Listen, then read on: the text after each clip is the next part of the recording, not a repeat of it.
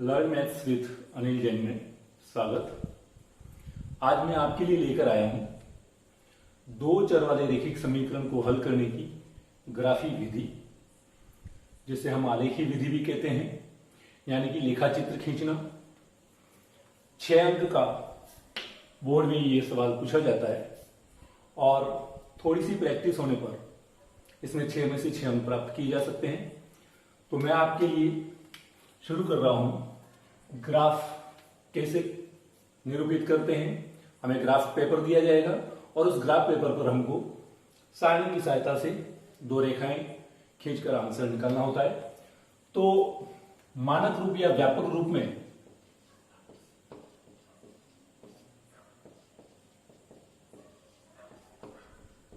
दो चर वाले रैखिक समीकरण को हम ax प्लस by प्लस सी बराबर 0 के रूप में लिखते हैं। हमें यहां दो रैखिक समीकरण दे रखी होंगी।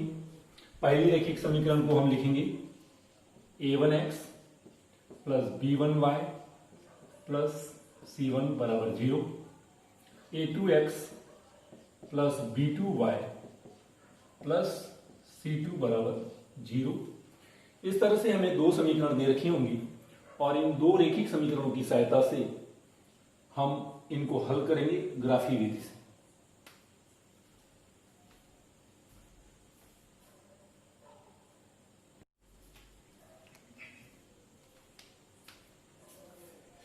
अब जैसे हमें दो रैखिक समीकरण दे रखी है a1x plus b1y plus c1 बराबर 0, a2x plus b2y plus c2 बराबर 0।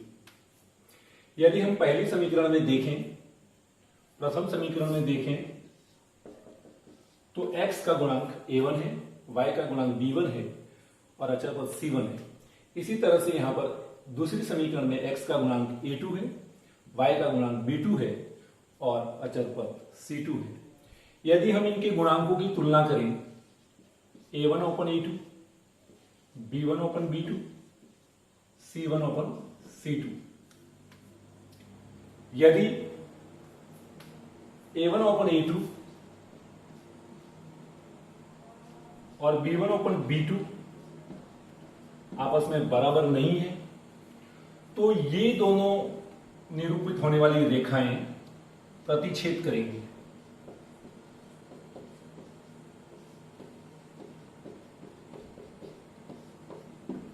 रेखाएं प्रतिच्छेद करेंगी। First condition a1 upon a2 is not equal to b1 upon b2, तो दोनों रेखाएं आपस में प्रतिच्छेद करेंगी और अद्वितीय हल होगा।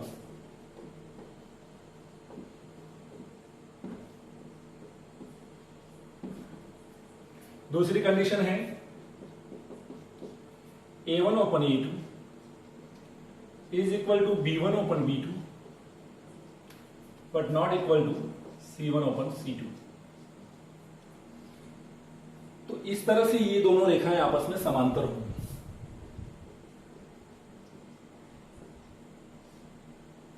और कोई भी हल हमें प्राप्त नहीं होगा।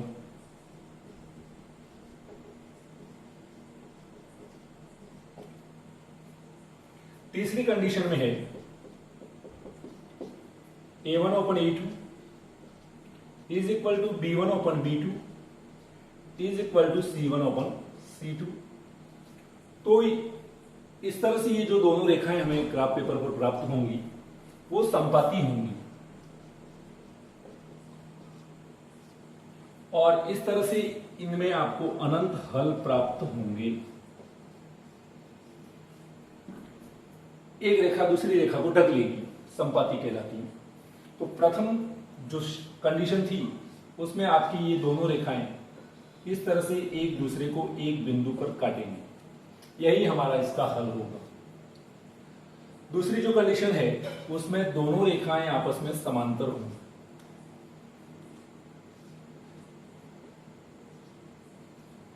ये रेखाएं कहीं आपस में कटेंगी नहीं तो कोई भी हल नहीं होगा। और तीसरी जो कंडीशन है उसमें दोनों रेखाएं एक दूसरे को ढक लेंगी, समपाती होंगी, अनंत हल होंगी। अब ग्राफ पेपर पर दो रैखिक समीकरणों से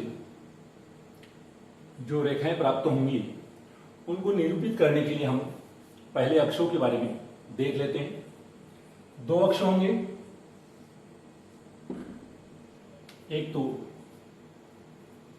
क्षैतिज अक्ष एक्स एक्स डैश और एक अक्ष होगा हमारा ऊर्ध्वाधर वाई वाई डैश। जहां पर ये दोनों रेखाएं प्रतिच्छेद करती हैं वो हमारा मूल बिंदु वो होगा।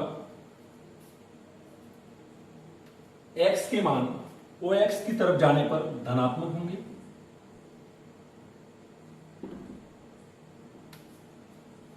हम ओ एक्स डैश की तरफ जाएं तो ये मान ऋणात्मक होंगे। इसी प्रकार हम y अक्ष पर देखें तो ओ वाई की तरफ धनात्मक मान, ऊपर की ओर धनात्मक और नीचे की ओर ऋणात्मक। ओ वाई डैश की तरफ ऋणात्मक मान होंगे।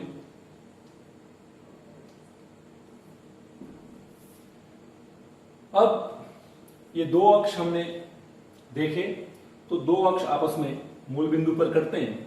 इस प्रकार हमें चार खंड प्राप्त होते हैं। ये प्रथम चतुर्थांश कहलाता है, ये द्वितीय चतुर्थांश, ये तृतीय चतुर्थांश और ये चतुर्थ चतुर्थांश। यहां पर प्रथम चतुर्थांश में x और y दोनों के मान धनात्मक होंगे, तो तृतीय चतुर्थांश में x और y दोनों ऋणात्मक मान आएंगे। दूसरे चतुर्थांश में x का मान तो ऋणात्मक जबकि y का मान धनात्मक और अंतिम चतुर्थांश में x का मान धनात्मक y का मान ऋणात्मक। हम देख रहे हैं इस चतुर्थांश में x भी धनात्मक y भी धनात्मक। दूसरे चतुर्थांश में x ऋणात्मक है तो y धनात्मक है। तृतीय चतुर्थांश में x ऋणात्मक y भी ऋणात्मक और चतुर्थ चतुर्थांश में x धनात्मक y ऋणात्मक। इस तरह से हमने देखा कि x o x dash y o y dash, इस तरह से हमको चार चतुर्थांश प्राप्त हुए और यहां पर पहले चतुर्थांश में x और y दोनों निर्देशांक धनात्मक होंगे तो इसके सामने डायगोनल। तीसरे चतुर्थांश में x और y के दोनों मान ऋणात्मक होंगे। अब दूसरे चतुर्थांश में इसके ऊपर देखें तो पहला x का निर्देशांक तो वही रहेगा जबकि y ऋणात्मक है तो यहां धनात्मक कर देंगे।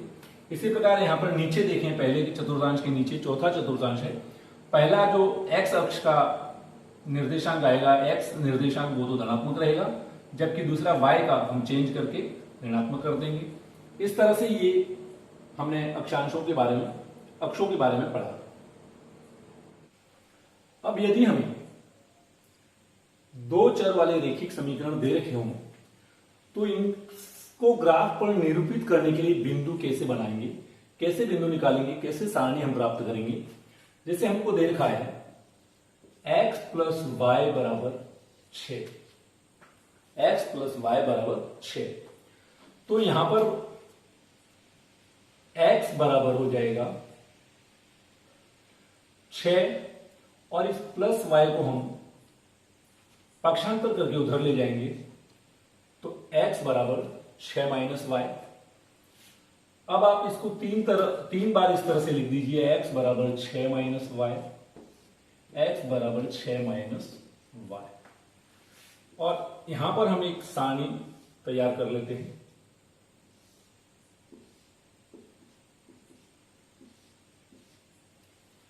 हमने y को पक्षांतर कर दिया तो y में हम रख देते हैं 1 2 3। यहां पर बटे में कोई संख्या नहीं है, हम y में सीधा मान रख देंगे 1 2 3। सबसे पहले x बराबर 6 माइनस y की जगह हम 1 रख देंगे तो x बराबर 5। तो x के मान के रूप में हम 5 को लिख देंगे। x बराबर 6 माइनस y की जगह 2 लिख देंगे तो x बराबर 6 में 2 गए तो 4, ये 4 x बराबर 6 माइनस y का मान 3 रखने पर तो x बराबर 6 में 3 घटाने पर 3। इस तरह से हमें एक सारणी प्राप्त होगी। इसके रैखिक समीकरण को दे रखा है x प्लस वाई बराबर 6। हमारा पहला बिंदु a 5 1, b 4 2, c 3 3। इस तरह से हमें कोई भी रैखिक समीकरण दे रखी हो उसके 3 मान प्राप्त करेंगे और 3 मान की सहायता से हम ग्राफ पर रेखा को निरूपित करेंगे। अब हमें 2 रैखिक समीकरण दी गई हैं। x प्लस वाई बराबर 3, 3x माइनस 2y बराबर 4। यहां पर आप देख सकते हैं x के आगे भी कोई गुणांक नहीं है, y के आगे भी कोई गुणांक नहीं है। तो हम इसे इस सारणी को इस तरह से रैखिक समीकरण को लिखकर सारणी तैयार करेंगे। x बराबर 3 माइनस वाई, x बराबर 3 माइनस वाई।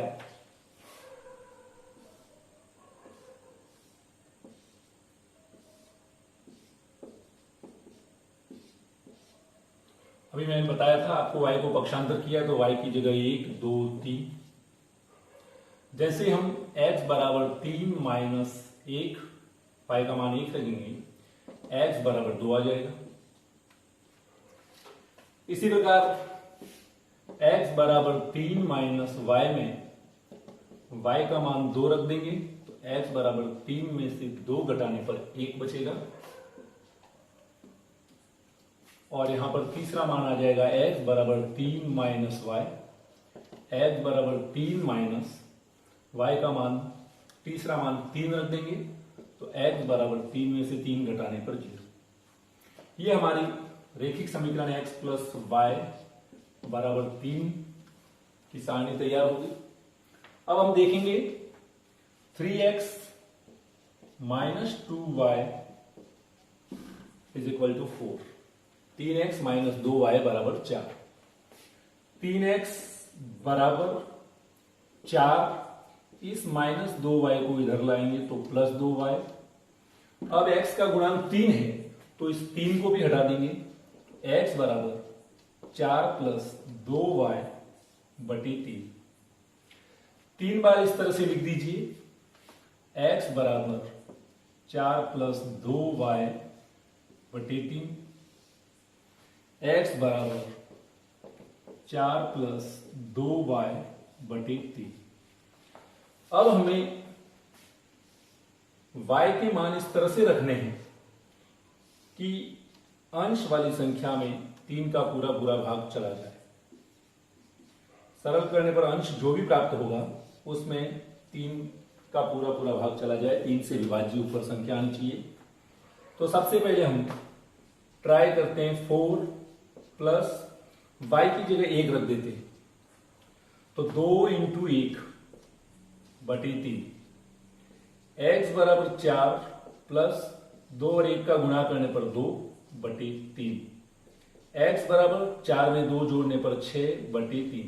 अब अंश वाली संख्या जो है वो 3 से पूरी पूरी विभाज्य है तो x बराबर 3 दूनी 6। हमारे पास आ गया x बराबर 2। अब हम दूसरा मान निकालने के लिए x बराबर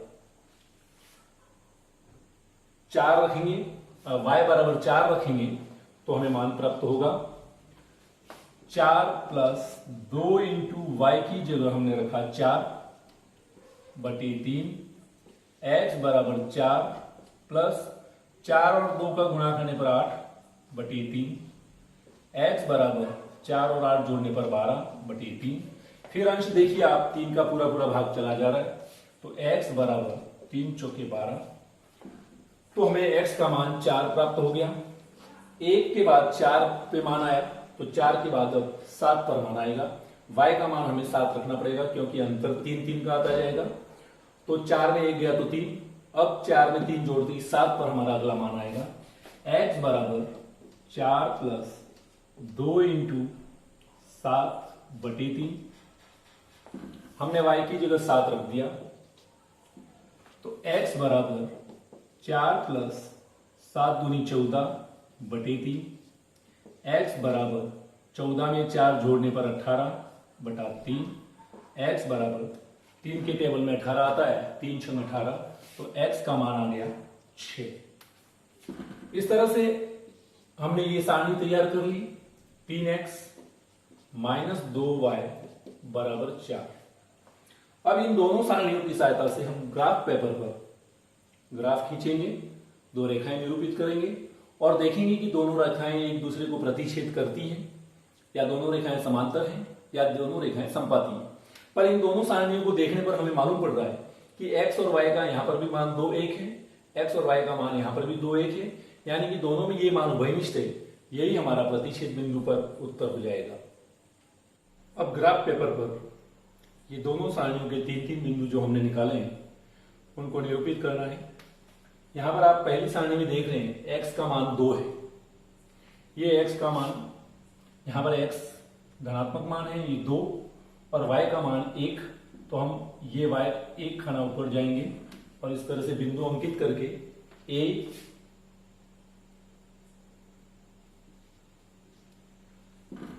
2,1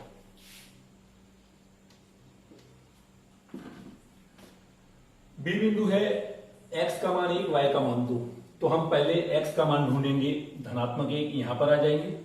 y का मान 2 है तो ऊपर 2 खाने जाएंगे, ऊपर 2 खाने, इस तरह से ये बी बिंदु आ जाएगा 1 2, 1 2 बिंदु यहां पर लिख देंगे। इसी प्रकार 0 3 को किस तरह से निरूपित करेंगे, x का मान 0 तो हम ये x का मान 0, y का मान 3 तो यहां पर y का मान 3, यहां पर लिख देंगे c 0,3। इन तीनों बिंदुओं को मिलाने पर एक सरल रेखा प्राप्त होगी।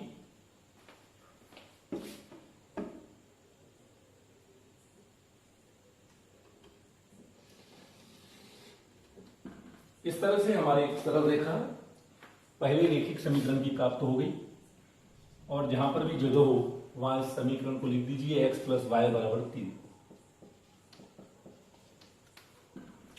अब हमने दूसरी जो रेखिक समीकरण देखी उसकी जो सारणी हमने बनाई, ये हमारा मान 2 1 पहले से निरूपित हो चुका है, तो P बिंदु हम ले लेंगे 4 4, Q बिंदु ले लेंगे 6 7। ये हमारा 2 1 पहले से निरूपित हो चुका है। अब हम ये दो बिंदु और निरूपित करेंगे। x का मान 4 ढूंढिए आप x अक्ष पर, ये x का मान 4, y का मान भी धनात्मक 4 है तो हम ऊपर 4 खाने जाएंगे, 1 2 3 4, यहां आप लिख दीजिए p 4,4। अब हम q बिंदु को निरूपित करेंगे ग्राफ पेपर पर। x का मान 6 धनात्मक है तो यहां पर x का मान 6 धनात्मक ये रहा और y का मान भी 7 धनात्मक है, तो यहां से 6 से ऊपर 7 खाने गिनेंगे, 1 2 3 4 5 6 7, ये बिल्कुल इसकी सीध में आएगा 7 के, और यहां पर भी 6 की सीध में आ जाएगा। ये हमारा q बिंदु 6,7। इस तरह से हमने बिंदुओं को निरूपित किया। अब ये बिंदु कौन कौन से, 2 1 4 4 6 7, 2 1 4 4 6 7, इन दोनों बिंदुओं को भी, तीनों बिंदुओं को इस तरह से मिलाइए तो हमें एक सरल रेखा और प्राप्त होगी।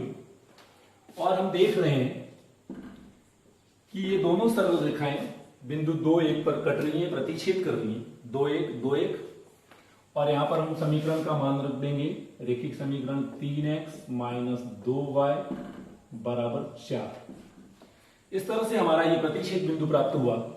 दोनों रेखाएं एक दूसरे को प्रतिच्छेद कर रही हैं, तो हमारा आंसर हो जाएगा x बराबर 2 y बराबर 1, या तो आप इस तरह से लिखिए या हमारा आंसर 2 1। इस तरह से हमने ग्राफ को निरूपित किया और हमारा इन दोनों रेखिक समीकरणों को ग्राफी विधि से हमने हल ज्ञात कर लिया 2 1। पहले निम्न रेखिक समीकरण युग्म को आलेखी विधि द्वारा हल कीजिए तथा y अक्ष तथा युग्म द्वारा निरूपित रेखाओं से निर्मित त्रिभुज के शीर्षों के निर्देशांक ज्ञात कीजिए।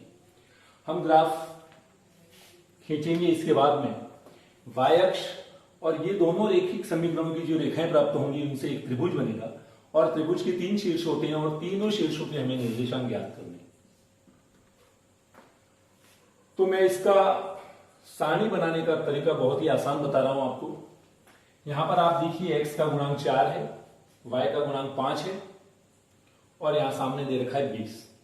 4 के टेबल में भी 20 आता है, 5 के टेबल में भी 20 आता है। इसी तरह ये आप समीकरण देखिए, 3 के टेबल में 15 आता है और यहाँ y का गुणांक 5 है तो 5 के टेबल में भी 15 आता है। तो बिना रफ कार्य किए आप सीधा सारणी तैयार कर सकते हैं।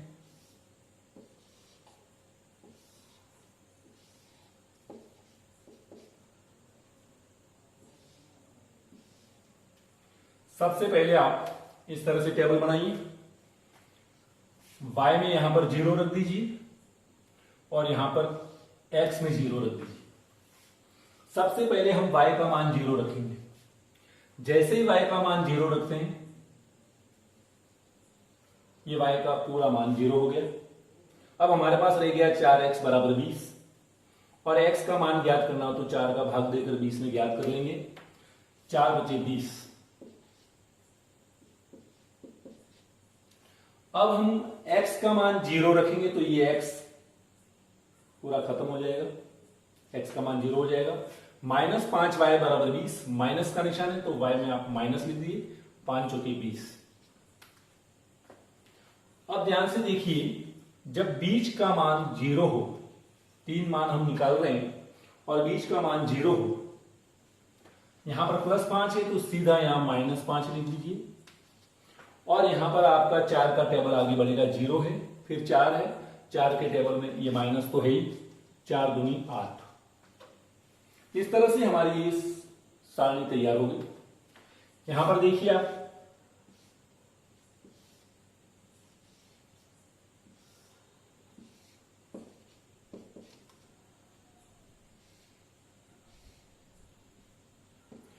इसी तरह से 0 0 यहां रख दीजिए, यहां पर बीच में 0 है और यहां पहले 0। जैसे आप y का मान 0 रखेंगे, y का मान 0 हो जाएगा। 3x बराबर 15 तो x बराबर 15/3, 3 बचे 15। y का मान 0 रखने पर x का मान 5 प्राप्त हो गया। अब हम x का मान 0 रखेंगे तो ये x हमारा गया, 0 हो गया।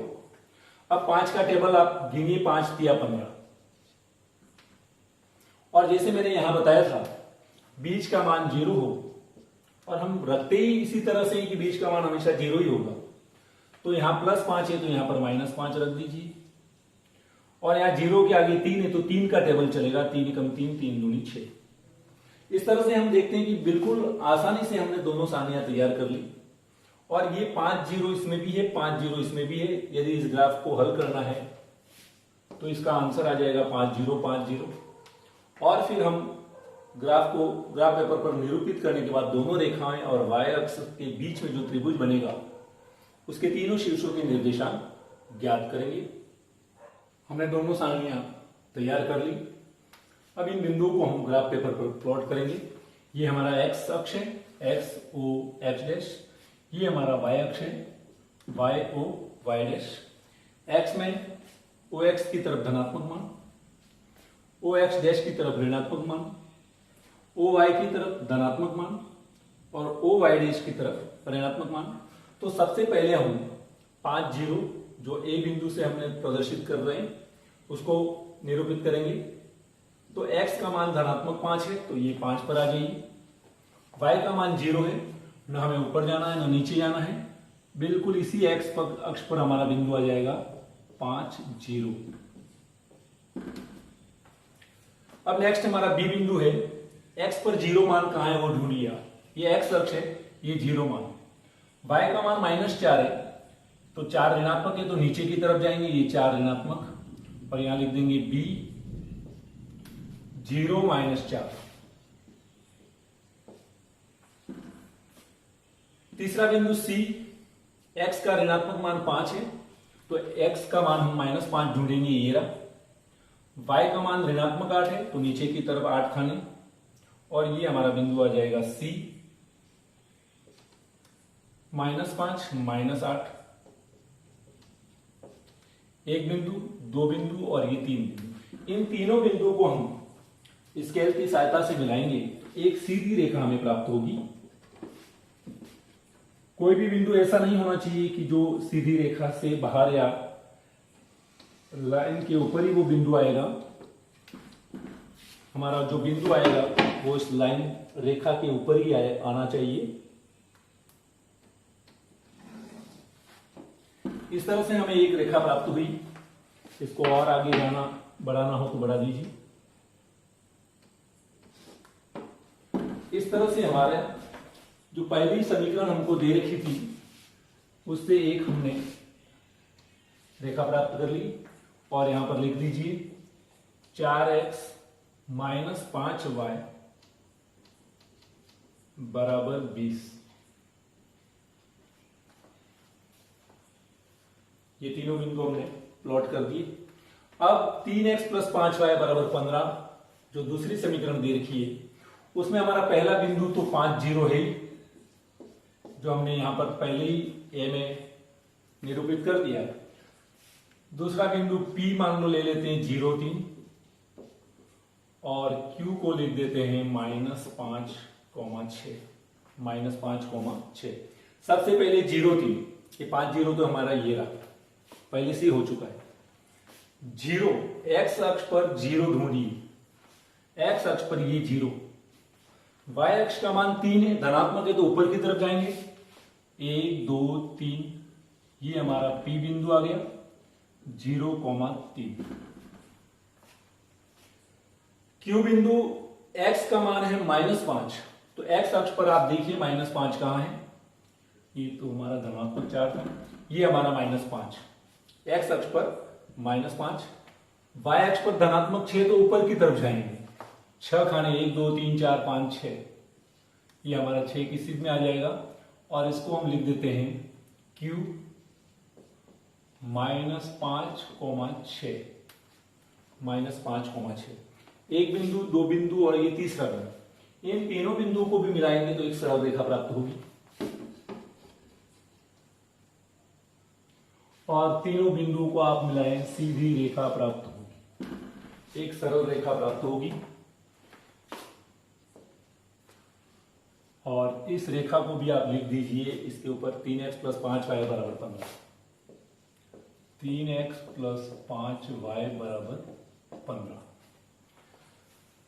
अब सवाल में हमें दे रखा था कि दोनों रेखाएं और y अक्ष से एक ट्रायंगल बन रहा है, त्रिभुज बन रहा है। ये तो हमारा y अक्ष और ये दोनों समीकरणों द्वारा निरूपित रेखाएं।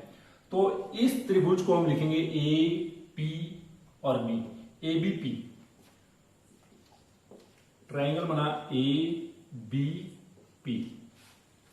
और इस समीकरण का हल भी हमको करना था, ये दोनों रेखाएं प्रतिच्छेद करनी है 5 0 पर, तो हमारा आंसर हो जाएगा 5 0, ये पहला उत्तर। और जो त्रिभुज बनाए त्रिभुज एबीपी, इसमें ए बिंदु तीनों शीर्षों के निर्देशांक ज्ञात करने हैं। ए के शीर्ष हमें दिखाई दे रहे हैं, शीर्ष ए के निर्देशांक 5,0, शीर्ष बी के निर्देशांक 0,-4, और पी बिंदु जो दे रखा है वो 0 3।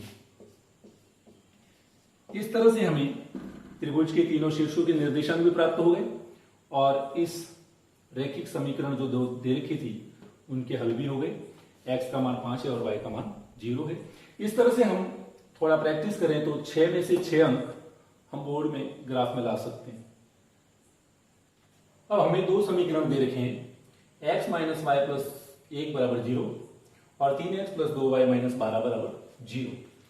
तो हम इसे इस तरह से भी लिख सकते हैं, x - y +1 को हमने पक्षांतर करके इधर ले आए तो -1। अब यहाँ x के आगे भी कोई गुणांक नहीं है, y के आगे भी कोई गुणांक नहीं है, तो हम इसको बिल्कुल बिना रफ की सहायता से भी हल कर सकते हैं। इस तरह से हम दो मान 0 0 सेट कर लेंगे, बीच में यहाँ x का मान 0 तो यहाँ y का पहला मान 0। अब जैसे ही हम y का मान 0 रखते हैं तो हमारे सामने दिखाई दे रहा है x बराबर -1। ये y हमारा 0 हो जाएगा, x बराबर -1। अब x का मान 0 रखने पर हमें प्राप्त हो रहा है -y बराबर -1। दोनों तरफ माइनस कट जाएगा तो y का मान 1 आ जाएगा। इसी प्रकार यहां पर -1 है तो यहां पर +1 लिख देंगे। 0 के बाद 1 आ रहा है तो 1 का टेबल लिखिए, 1 2, आगे और हम जा सकते हैं 3 4। अब यहां पर 3 के टेबल में भी 12 आता है, 2 के टेबल में भी 12 आता है, तो हम इसको भी बिना रफ की सहायता से ज्ञात कर सकते हैं।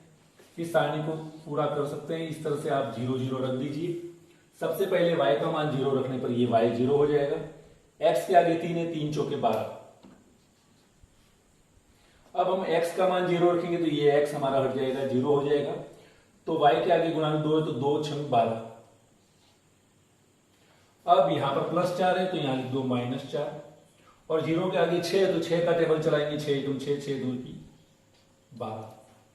अब हमारा ये x अक्ष और y अक्ष, क्षैतिज अक्ष, ऊर्ध्वाधर अक्ष, 1 1 सेंटीमीटर के खानों पर हम OX की तरफ x के धनात्मक मान लिख देंगे, OX डैश की तरफ ऋणात्मक मान, OY की तरफ धनात्मक मान, OY डैश की तरफ ऋणात्मक मान।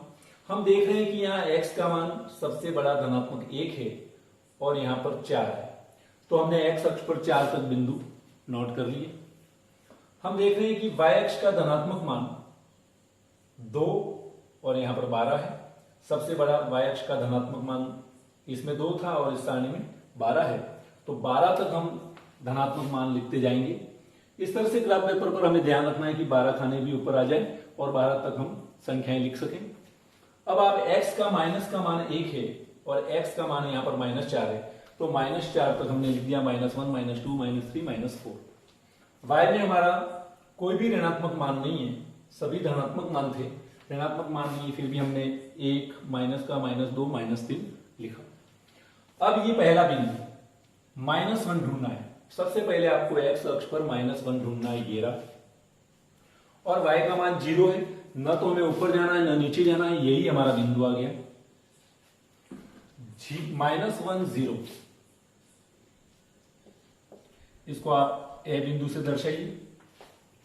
दूसरा बिंदु है x का मान 0 है, तो हमको x अक्ष पर 0 ढूंढना है, जो कि हमारा मूल बिंदु है। y का मान 1, तो धनात्मक 1 है, तो 0 से हम 1 खाना ऊपर जाएंगे और ये हमारा b बिंदु लिख लेंगे 0 1।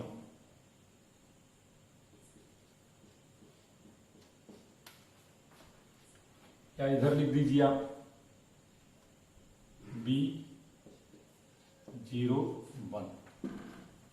तीसरा c बिंदु, x पर आप ढूंढिए 1, ये 1 धनात्मक 1, y पर भी धनात्मक 2 है, तो 2 खाने ऊपर जाइए, धनात्मक मान के लिए हम ऊपर जाएंगे 1 2, और ये हमारा c बिंदु 1 2। इन तीनों बिंदुओं को एक सीधी रेखा में मिलाइए।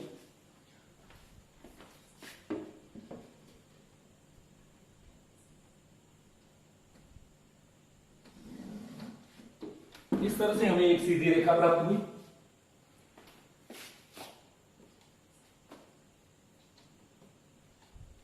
और समीकरण लिख देंगे x माइनस वाई प्लस 1 बराबर 0। x माइनस वाई प्लस 1 बराबर 0। अब इस सारणी से बिंदु निरूपित करने, x का मान 4 है, y का मान 0 है, तो x अक्ष पर 4 ढूंढिए धनात्मक, ये रहा। y अक्ष का मान, y निर्देशांक 0 है, तो न तो हम ऊपर जाएंगे न नीचे जाएंगे, हम 4 0 को यहां पर लिखेंगे। ये हमारा मान लो बिंदु P 4 0। x अक्ष पर 0 को ढूंढेंगे तो ये हमारा मूल बिंदु वाला 0 ये रहा, और y अक्ष, y निर्देशांक का मान है 6, तो 6 खाने ऊपर जाएंगे, 0 से ऊपर 6 खाने, 1 2 3 4 5 6, ये हमारा Q बिंदु आ गया 0 6। और अंत में x का मान -4 देखिए, ये रहा। इस -4 और y का मान धनात्मक 12 है, तो ऊपर की तरफ जाएंगे हम और 12 के सामने ये बिंदु लगा देंगे और ये हमारा बिंदु आ जाएगा r -4 12, एक बिंदु, दूसरा बिंदु और ये तीसरा बिंदु, एक बिंदु, दूसरा बिंदु और ये तीसरा बिंदु, इन तीनों बिंदुओं को मिलाइए तो फिर एक सरल रेखा प्राप्त होगी।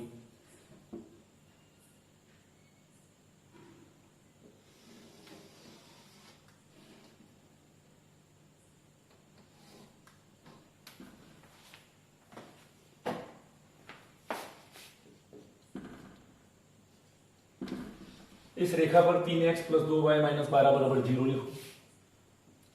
3x + 2y - 12 बराबर 0।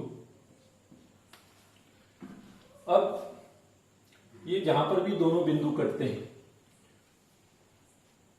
वो ये पूछ रहा है कि x अक्ष द्वारा इन रेखाओं से बने त्रिभुज की शीर्षों की निर्देशांक ज्ञात कीजिए। तो x अक्ष और ये दोनों रेखाएं, इससे हमारे त्रिभुज प्राप्त हो रहा है। दोनों रैखिक समीकरणों की सहायता से हमने दो रेखाएं निरूपित की। अब हमारे यहां सवाल में दे रखा है x अक्ष द्वारा इन रेखाओं से बने त्रिभुज, ये x अक्ष और ये दोनों रेखाओं से बना त्रिभुज ये रहा, जिसको हमको छायांकित भी करना है। इस तरह से यहां पर छायांकित कर देंगे। ये मान लो S बिंदु लिख देते हैं हम। तो हमारे त्रिभुज के 3 शीर्ष आ गए APS। त्रिभुज हमारा हो गया APS। A बिंदु की निर्देशांक, P बिंदु की निर्देशांक, S बिंदु की निर्देशांक। A बिंदु पर तो लिखा हुआ है पहले से -1 0। P बिंदु पर भी लिखा हुआ है 4 0। S बिंदु पर लिखा हुआ नहीं है तो यहां 2 के ऊपर 3 खाने हैं, तो x का मान 2, y का निर्देशांक 3 हो जाएगा। x के ऊपर 3 खाने हैं, ये 2 के ऊपर 3 खाने तो 2, 3, x पर 2 मान है और y पर 3। इस तरह से ये, और इसका उत्तर पूछे तो आंसर S बिंदु होता है जहां दोनों रेखाएं प्रतिच्छेद कर रही हैं। 2 3, एक आंसर तो ये हो गया और एक आंसर ये हो गया। कभी कभी हमें ग्राफ में इस तरह से न पूछकर वो इस तरह से लिख देते हैं 2x + 3y = p का मान ज्ञात कीजिए। 2x + 3y = p। तो हमारे पास x और y के मान आ गए, वो यहां पर रख देंगे।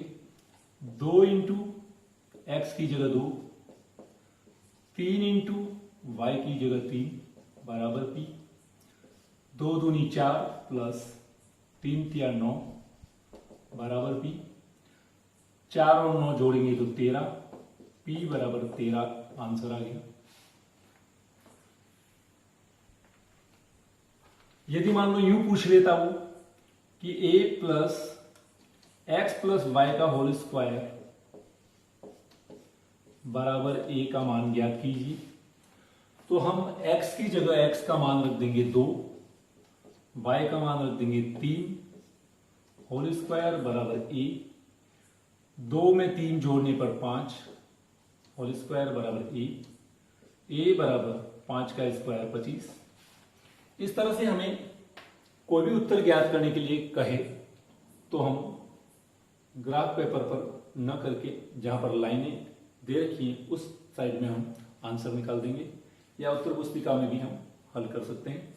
ये आपका मैंने आज कोशिश की ग्राफ समझाने की, और मेरा YouTube channel learn maths with Anil Jain आप लाइक कीजिए, शेयर कीजिए, सब्सक्राइब कीजिए, और अच्छे से प्रैक्टिस करके आप ग्राफ में पूरे अंक लाने की कोशिश कीजिए।